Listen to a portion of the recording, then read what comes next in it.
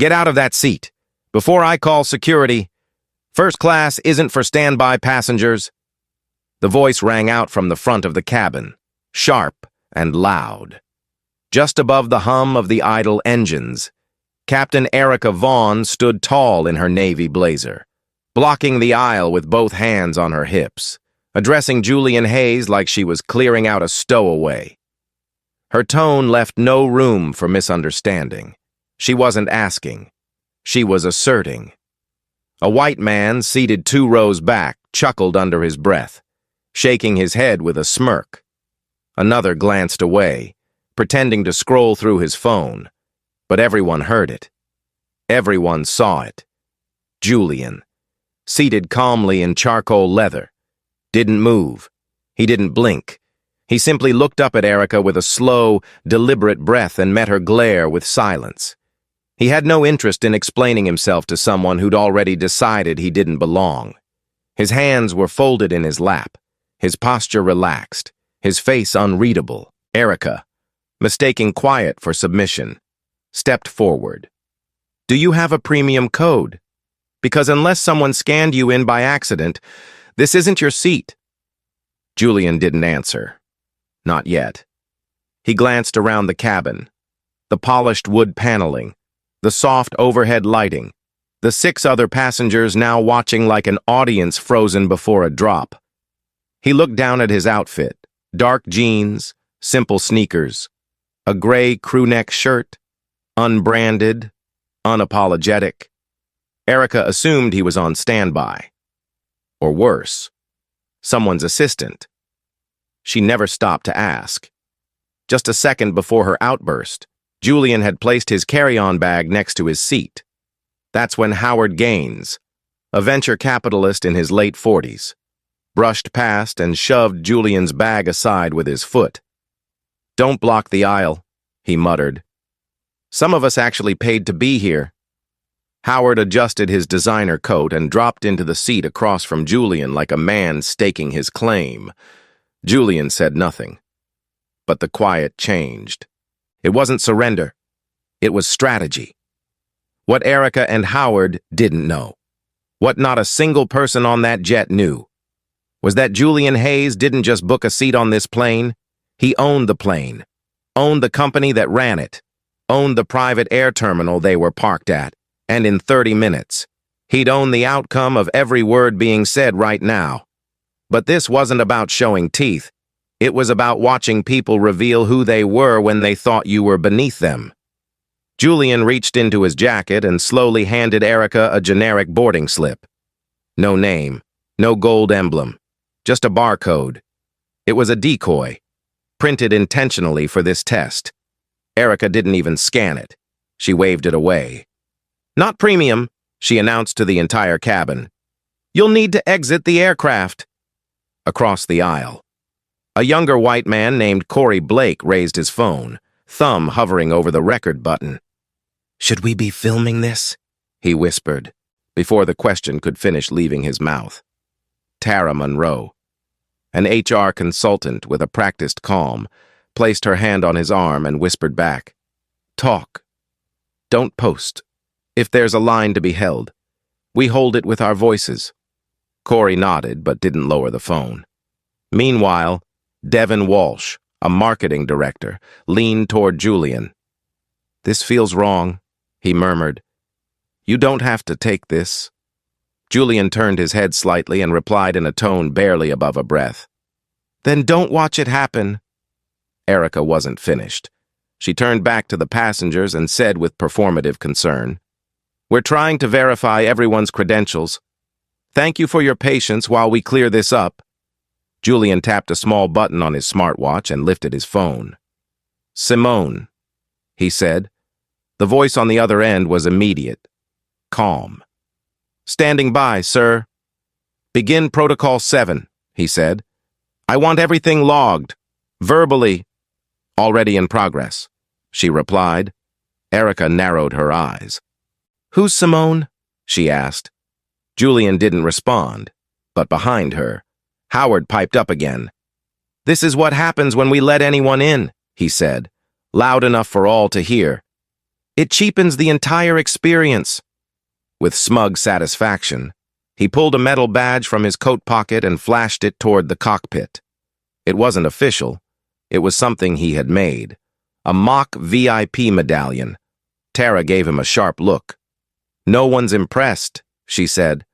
Howard smiled without warmth. "Some people still need reminders." Then, without breaking eye contact, he dropped a small folded paper next to Julian's foot. Julian picked it up. 3 words, handwritten in capital letters. "Try coach. Fraud." Julian turned the paper over in his hand, then held it up so the cabin could see. "This speak for anyone else here?" he asked. Devon stood. "Not for me," Corey added. "That's disgusting." Erica, watching it all unfold, finally snapped. "You have 60 seconds to exit this aircraft, or I'll have security remove you." Julian calmly leaned forward, pressed his phone back to his ear, and said, "Simone, call it in." Simone's reply came through with measured certainty. "Confirmed. Executing escalation now. Logged under verbal authority." At that moment, the power shifted. The weight of what Julian had set in motion moved through the cabin like a change in air pressure. Howard looked up, confused. Erica bristled, stepping back. "What exactly are you trying to pull?" she asked. Julian gave her the smallest of smiles. "You'll know soon enough." Then he added, in a quiet voice only Devon and Tara could hear, "This isn't about the seat. It's about the silence that follows when people get treated like this every day. And no one says a word." And from the way Erica's shoulders stiffened, from the way Howard finally fell silent, it was clear. The 30-minute clock had started ticking, and none of them were ready for what it would bring. If you've ever been judged by your skin, your silence, or your seat, don't look away. This isn't just a story about one man. It's about what happens when quiet dignity challenges loud disrespect. Stay with us, because in 30 minutes, injustice boards a plane and gets grounded. Captain Erica Vaughn wasn't done. Not even close. She had mistaken Julian Hayes for a man who would shrink under pressure. Instead, he'd done the opposite. He'd sat still, calm, unbothered. That made her angrier. She stormed back down the aisle and returned with First Officer Paul Kendrick, a gray-haired man in his 50s who wore his nervousness like a second uniform. "That's him," Erica said, pointing at Julian as if identifying a threat. "Not on the manifest. Seats unauthorized." Paul hesitated, looked at Julian, then looked at the others. "Do we have confirmation?" he asked softly. "Do you want me to double-check with ground ops?" Erica didn't blink. "Security's coming. Let them sort it." Then she turned back to Julian and added, just loud enough for the front row to hear, "Maybe if your company focused more on training and less on takeovers, you'd know where to sit." That one sentence sent a murmur through the cabin. Devon Walsh let out a breath like a pressure valve. Julian, still seated, turned his head. "You think that's what this is about?" Erica crossed her arms. "I think you're out of place, just like Crestwing Ventures was when it swallowed my former employer." Julian raised an eyebrow, the first trace of curiosity touching his otherwise composed face. That was it. Her resentment. Her pride hadn't been bruised by an error. It had been shattered by a merger. This wasn't about policy. It was personal. Howard Gaines, seated with his fake badge still resting on his lap, jumped in.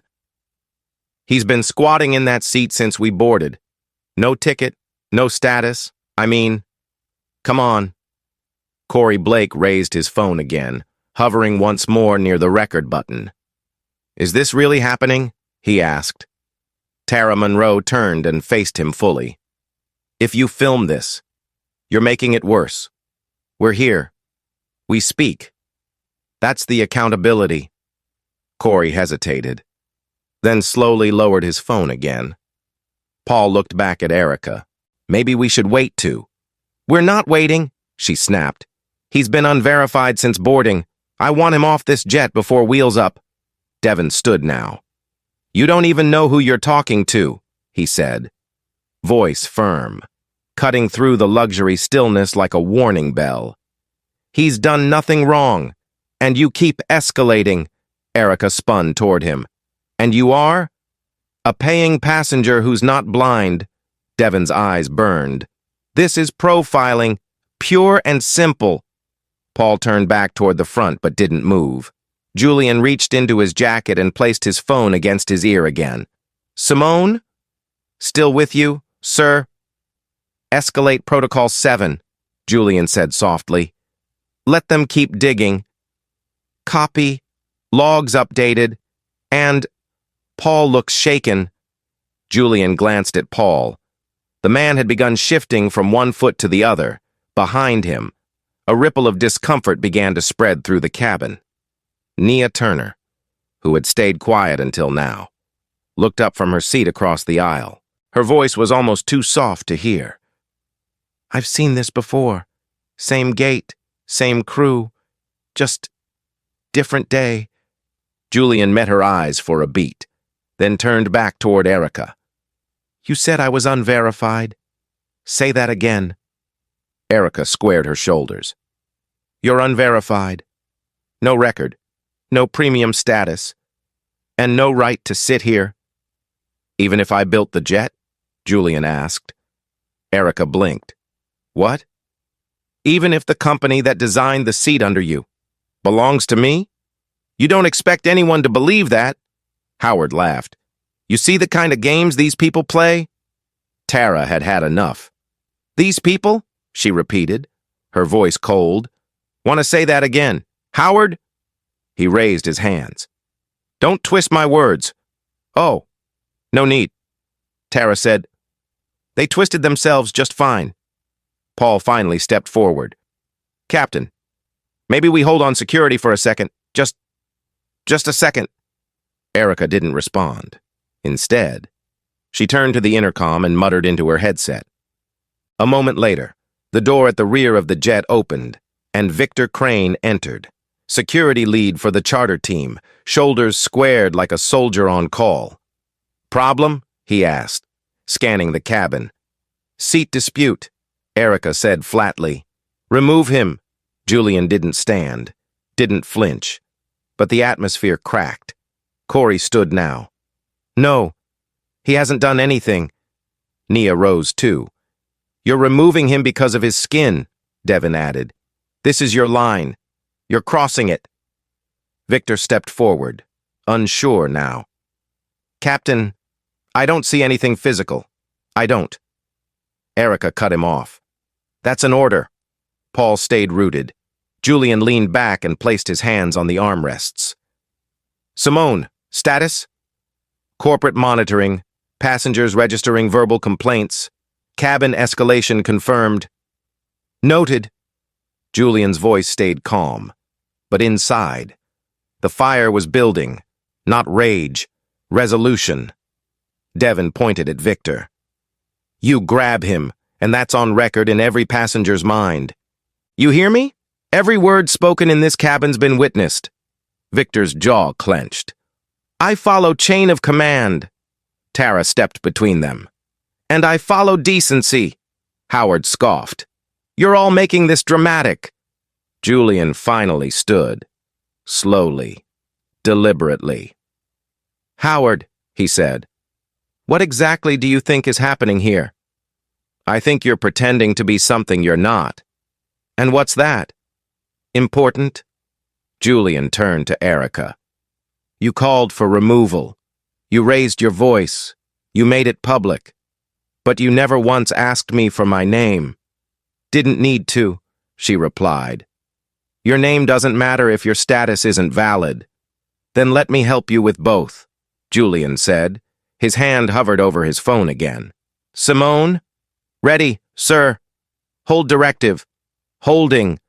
Paul took a step forward. Captain, I think you need to pause. Erica didn't answer. She was locked in place, Unsure which way to turn, the cabin had turned. Against her. Against Howard. Against what had started as confidence and had curdled into something uglier. Nia sat back down and whispered, "They never think we're the ones in charge." Julian remained standing. The whole jet had become a case study in exposure. Bias revealed not through technology or social media, but through the human voices inside that cabin, through choice, through silence that became resistance. And in that moment, Julian didn't just feel the cabin tilt in his favor. He knew the balance of power had already shifted. Now, all that remained was to land it.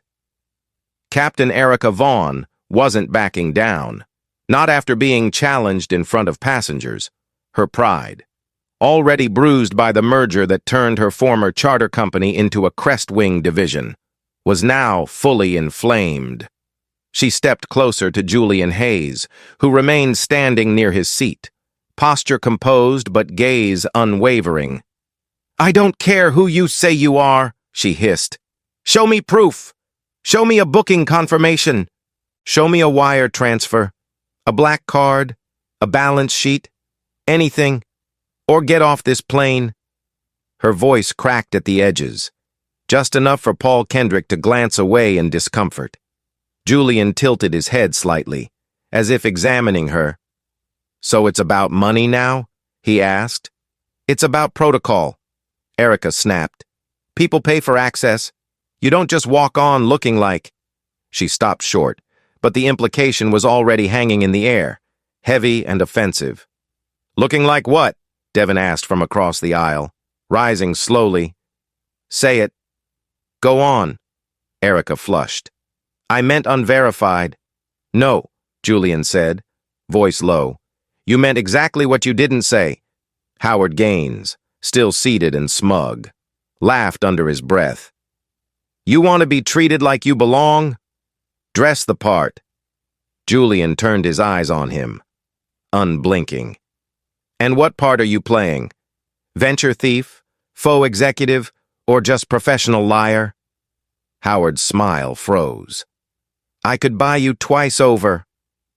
Julian didn't move. "You couldn't afford my silence."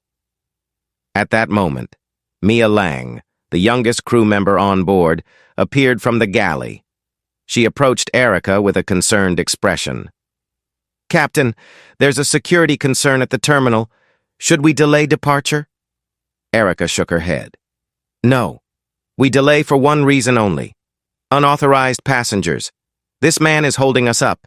She turned to Victor Crane, the jet's lead security officer, and pointed at Julian. "Remove him." Victor stepped forward, his walk deliberate, his body language tense. "You need to come with me," he said firmly. "Now!" Paul stepped in quickly. "Wait, Victor, just pause. Let's think this through." "He's disruptive," Mia said loudly. "He's raising tensions. We have to follow safety protocol." "He hasn't raised his voice once," Tara Monroe said from her seat. "Not once, but everyone around him has. He's not in the system," Mia repeated. "That's what matters." Julian reached for his phone again. "Simone.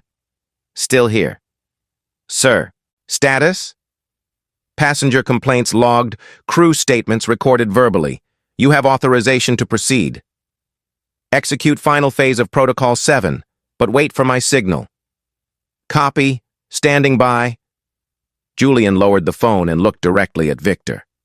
"You put your hands on me in front of these people, and it won't be policy that ends your career. It'll be memory, because everyone in this cabin will remember exactly who stood up and who didn't."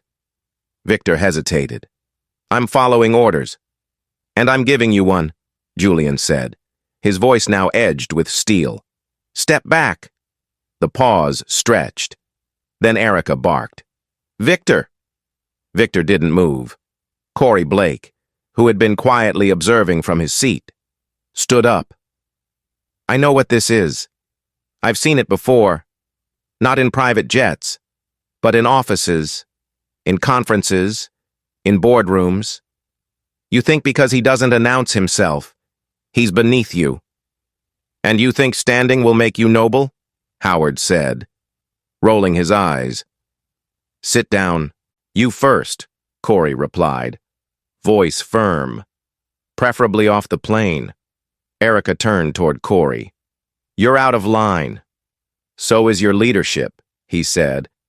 And I won't be silent while you throw someone out over your own bias. Nia stood too.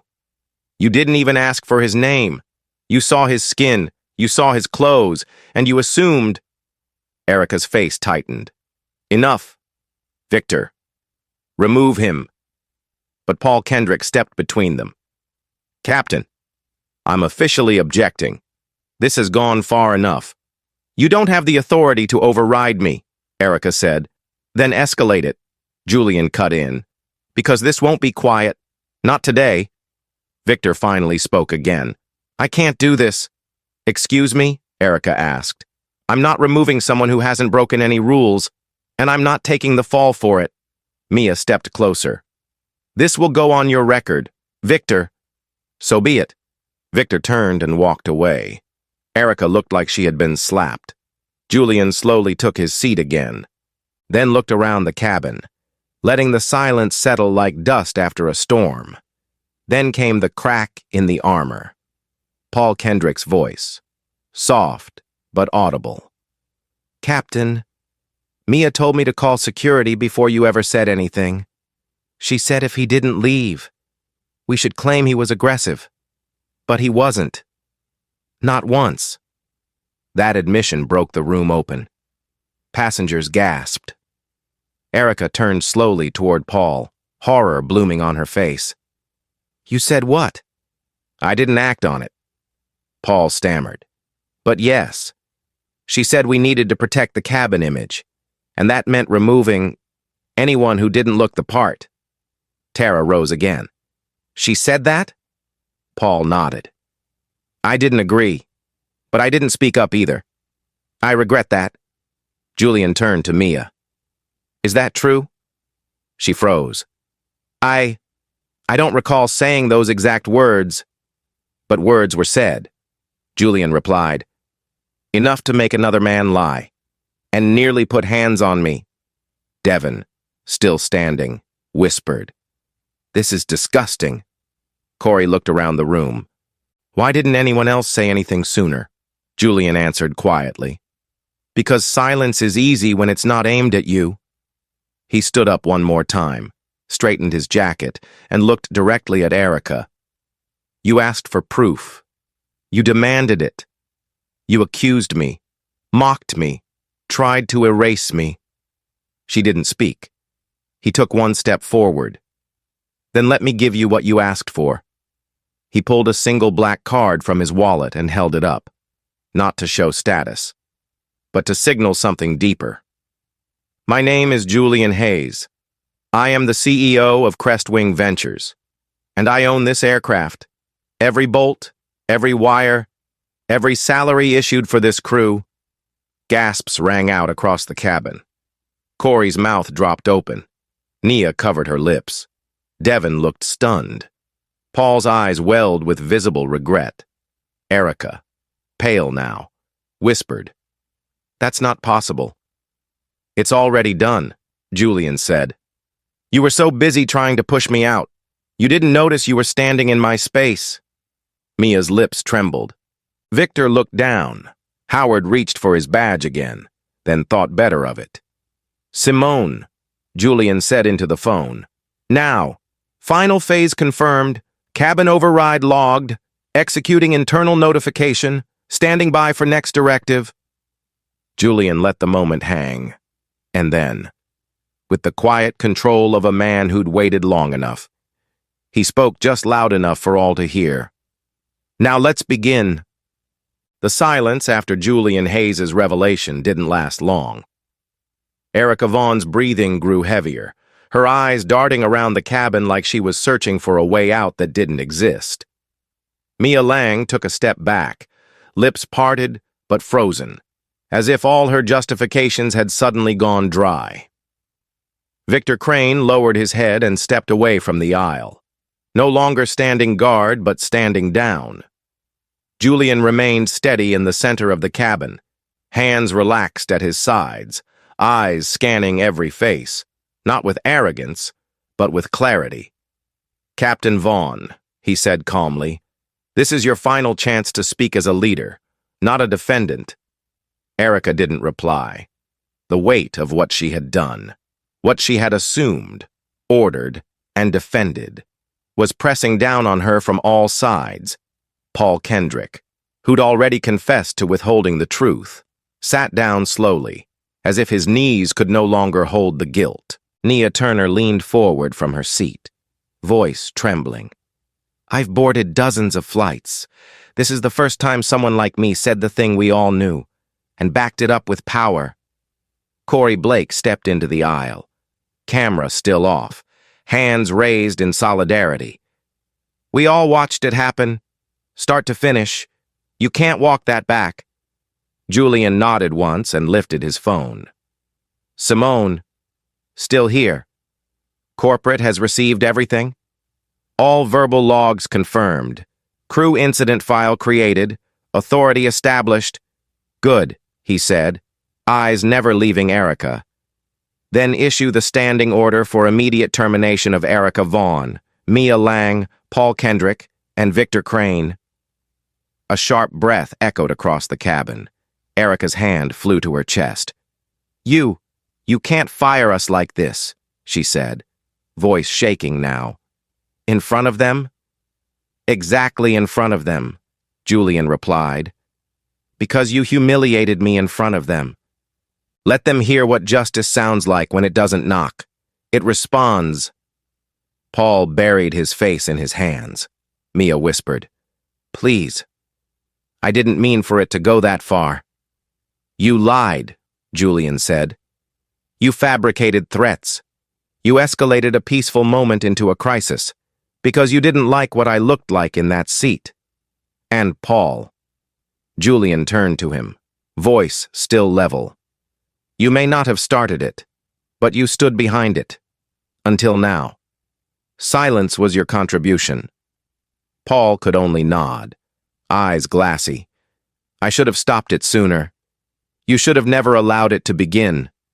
Julian answered. Devon, standing now with a full view of the cabin, shook his head. "This is the most honest moment I've seen on a plane in my life." Tara Monroe stood beside him. "It's not just honest. It's overdue." Julian motioned toward the rear of the aircraft. "You're relieved of duty. All of you. Disembark immediately. Final pay will be issued. Access revoked. Compliance teams will handle documentation." Erica's voice cracked. "I gave this company everything." "You gave it contempt," Julian replied. Not harshly, but with an authority that closed the door. She stepped back, shoulders shaking, and nearly bumped into Victor, who still hadn't moved. "Victor," Julian added, "you were given the choice. You followed bias. Then you hesitated, but the damage was done." Victor nodded. "I was wrong. I won't fight it." But just as the crew gathered their things, ready to disembark, something shifted again. Mia turned toward Julian, hands trembling, and said through broken breath, "There's something else. I need to say it now." Julian raised an eyebrow. "Speak."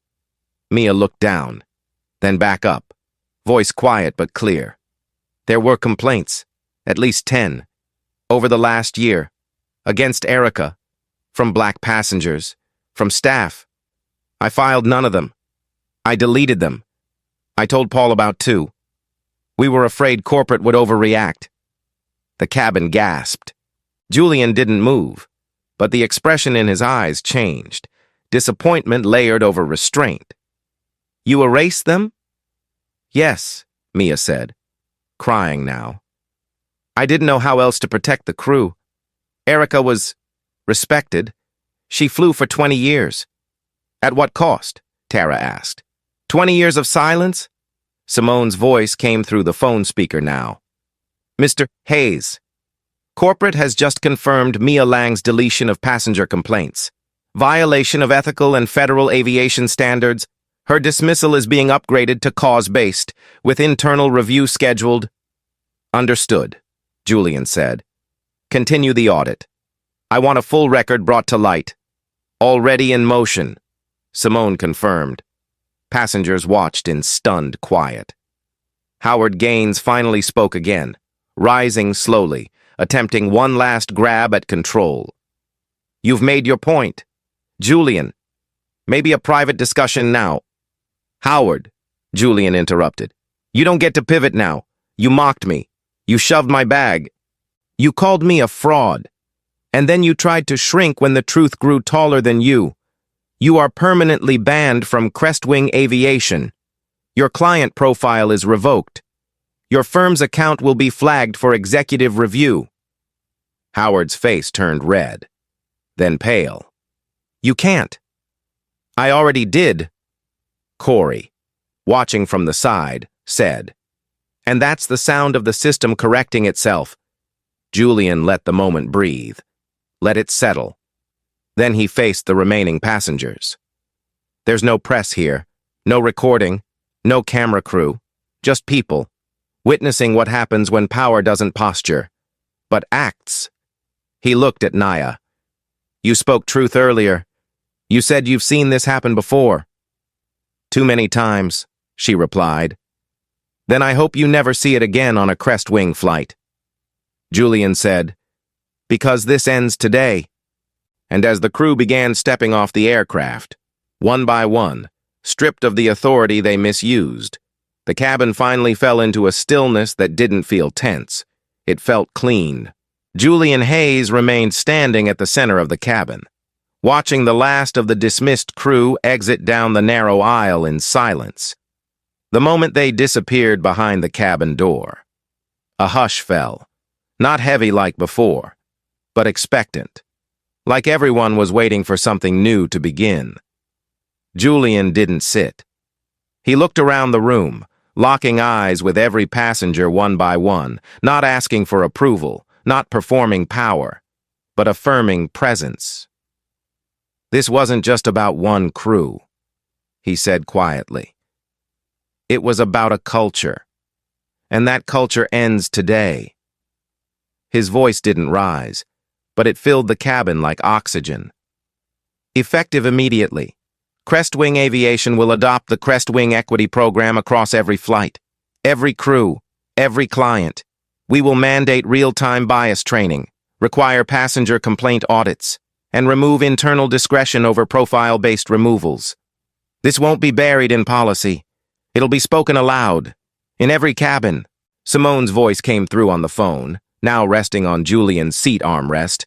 Confirmed, press release prepared, audit protocols being uploaded to staff briefings within the hour.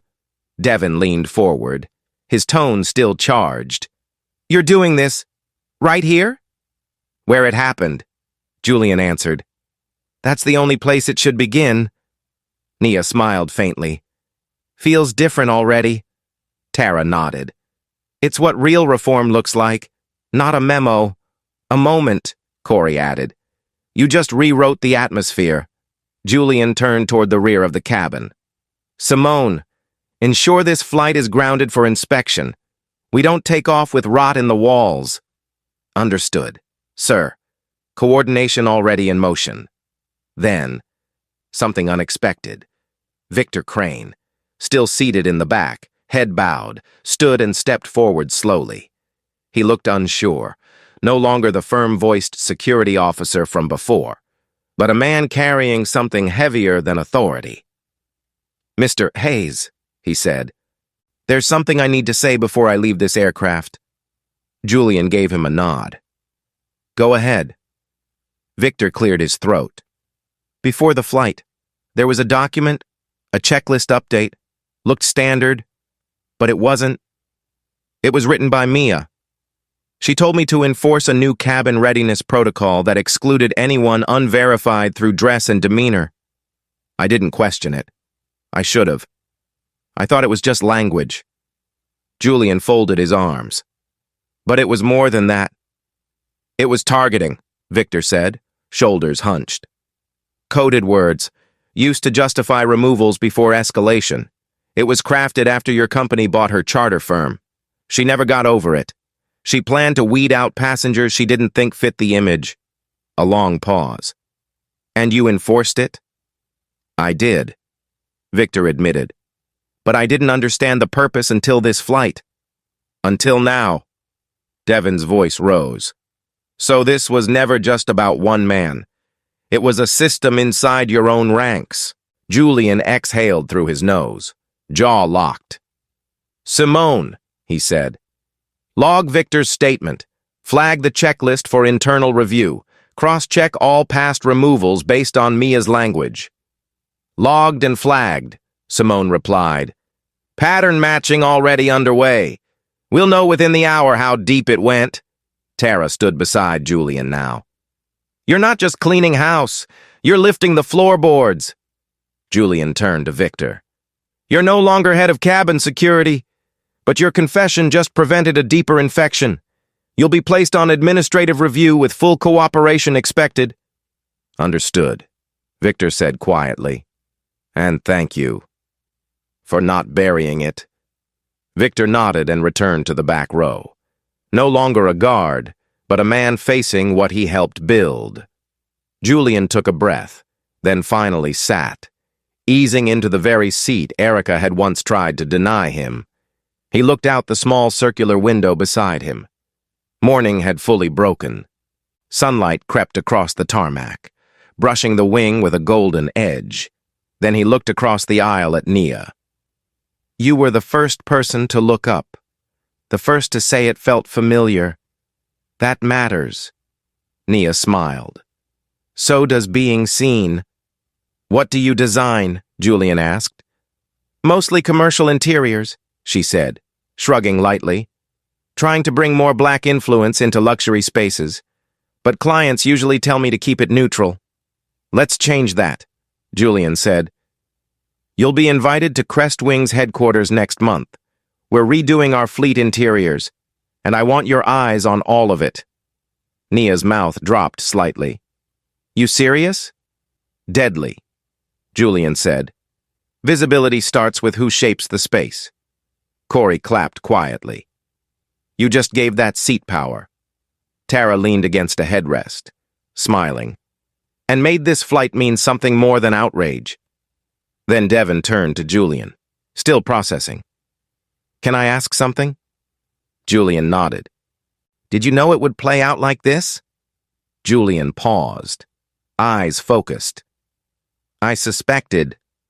So you came on board like an undercover CEO? No, Julian replied. I came on as a black man in jeans and sneakers, because I shouldn't have to wear a title to be treated like a human being. That line landed hard, Corey whispered. Damn! The cabin fell into stillness. Not the tense silence from earlier, but the kind that follows truth. Julian sat back, finally resting. We don't fight to be feared, he said. We show up to be respected. Simone's voice returned through the speaker. Mr. Hayes, you've changed the charter policy in 27 minutes. The final implementation is ready for signature. Good, Julian replied. Because when we lift off next time, it'll be under a different sky. The cabin had shifted, not just in energy, but in purpose. What started as a space of quiet disdain had become something rare, an airborne reckoning. Julian Hayes sat still in his seat, not triumphant, not gloating, but grounded, around him. The passengers weren't just observers anymore. They were witnesses to something that felt personal, even if it hadn't happened to them directly. Simone's voice came through again, measured and calm. Mr. Hayes, the new Crestwing Equity Directive has been distributed across all fleet terminals. Initial compliance reports will begin by noon. Julian nodded without speaking, letting the moment settle. Then he looked up at Tara, still standing nearby. What would you add? She raised an eyebrow. To what? To the directive, Julian said. You're in HR. You've seen this play out in real time. Tara considered it for a beat. Don't just audit the complaints. Audit the silences. Track which crews never log a single issue. That's not efficiency. That's erasure. Julian smiled. Not wide, but real. Noted. Across the aisle. Devon tapped the armrest gently. Can I say something strange? Julian turned. Strange is welcome today. Devon looked around. This might have been the most honest flight I've ever taken, and we haven't even left the ground. Laughter, light and brief, moved through the cabin like a breeze through a window that had just been opened. Then Victor Crane stood again. His face looked different, drained, but lighter. He walked down the aisle and stopped near Julian's seat, not intruding, just present. There's something I didn't say earlier, he began, eyes cast down. Not because I was hiding it, but because I hadn't admitted it to myself until now. Julian gestured gently. Go on. Victor cleared his throat, his voice raw. 8 years ago, I was working commercial flights. We had a black passenger, well-dressed, on time, soft-spoken, first-class ticket, no issues. The flight attendant didn't believe it. Called me, asked me to double-check, said he was probably trying to sneak up from economy. The cabin was still. And I did it. Victor continued. I walked up. I asked the man to show his ID. He asked why. I couldn't answer, so he handed it over. Calm, no protest, just quiet sadness. I walked away ashamed. But I never logged it. Never told anyone. Julian's face didn't change, but something shifted in his eyes. Recognition without judgment. Why share that now? Victor inhaled. Because I was afraid then. And I've let that fear define how I enforce rules. It starts subtle. A glance, a pause, a doubt.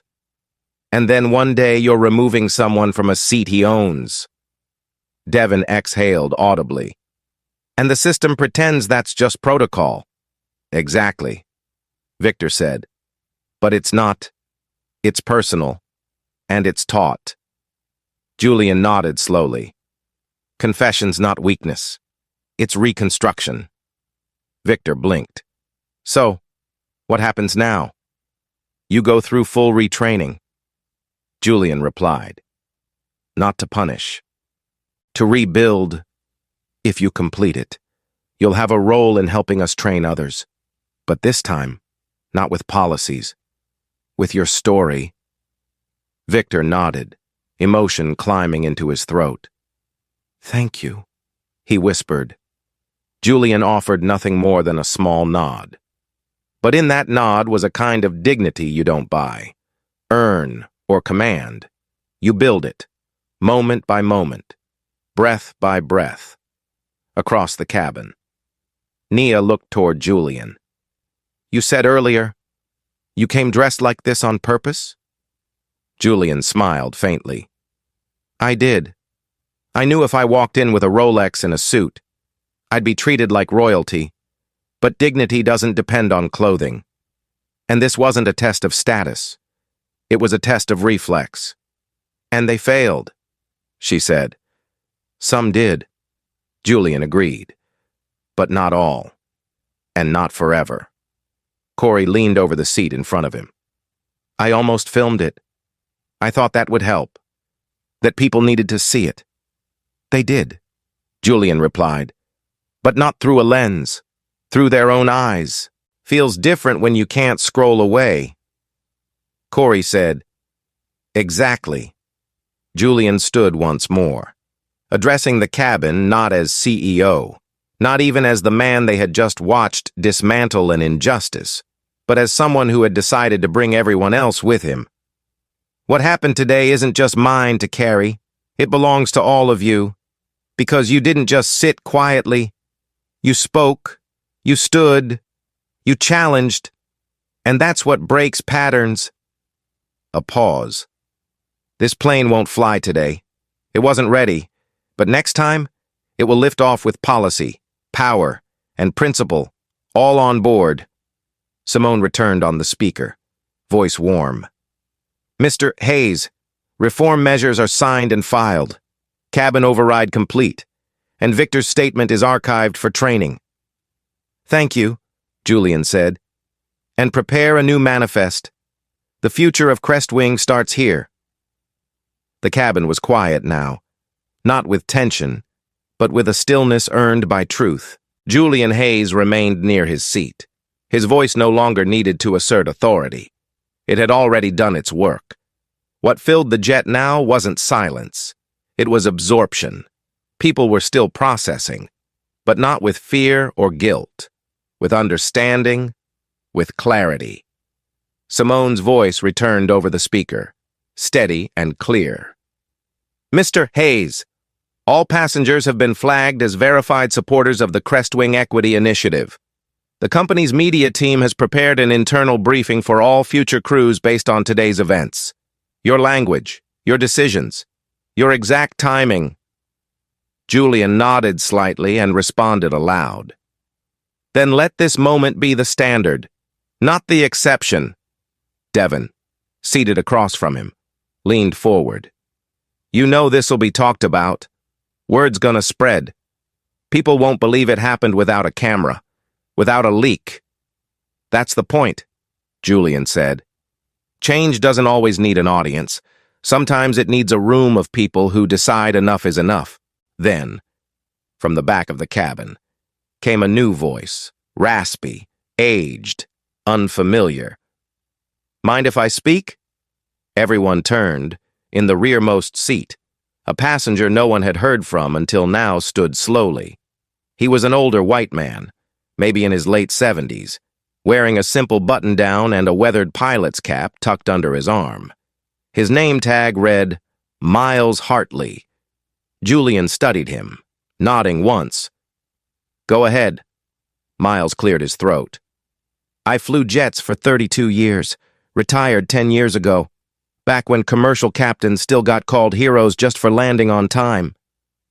A few passengers smiled. But I didn't stand today. Miles continued. I sat and watched, and I need to admit something. I trained Paul Kendrick years ago, taught him to fly, taught him protocol, but I also taught him something I wish I hadn't. I told him, when in doubt, trust your instinct. Thing is, my instinct was trained in a world that never trusted people who looked like you. His voice cracked slightly. And I passed that on. The cabin stayed silent, respectful, open. I saw Paul hesitate today, Miles added. That hesitation, that was me. That was every subtle thing I ever taught him that told him, you're right to assume. So I'm not just apologizing for sitting today. I'm apologizing for what I set in motion years before this flight ever left the ground. Julian didn't respond immediately. He let the words echo, settle, find their place. Thank you, he said finally. That's what accountability sounds like when it doesn't come with a headline. Miles nodded and sat back down. If I'd had a leader like you back then, maybe we'd have flown differently. Julian turned to the other passengers. Let that be the legacy. Not just new policy, but new flight paths. Ones that don't just carry people, but correct the course. Then, looking toward Naya, he added, and make sure the space looks like everyone it serves. She smiled through glassy eyes. I'm in... Corey sat back, arms folded behind his head. Best grounded flight I've ever taken. Tara agreed. And the only one that felt like it actually went somewhere. Julian reached for his phone one last time. Simone? Here. Draft a formal apology to the passengers on this flight, signed by me, not legal. Already done, she replied. One more thing, Julian said. Make sure Nia Turner is issued a permanent Crestwing Platinum Pass and add her to the upcoming Executive Interiors meeting. Confirmed, Simone replied. Then Julian's voice dropped a note lower. And place a formal ban on Howard Gaines and any affiliated associates from booking Crestwing services under personal or corporate funds. Already flagged and recorded, Simone said. It's done. Julian set the phone down. The weight of the morning was behind him. But what came next? Building something better had only just begun. He stood, glanced out the window at the sunlit tarmac, and spoke once more. Not to the crew or the passengers or even himself, but to the air. This cabin failed, then it healed. That's our new standard. And with that, he pressed a button, opened the cabin intercom, and made one last announcement to the room. Thank you all for not looking away. Because of what happened here, no Crestwing flight will ever take off with unchecked silence again. And that's not a promise. It's a policy. The jet stayed grounded for the day. But the truth that took flight inside its walls would reach farther than any mile it could have traveled. And that was enough. For now, if you believe in change that starts not with hashtags, but with courage, share this. Let others know that dignity doesn't whisper. It lands, because silence protects power. But speaking up, that's how it flies.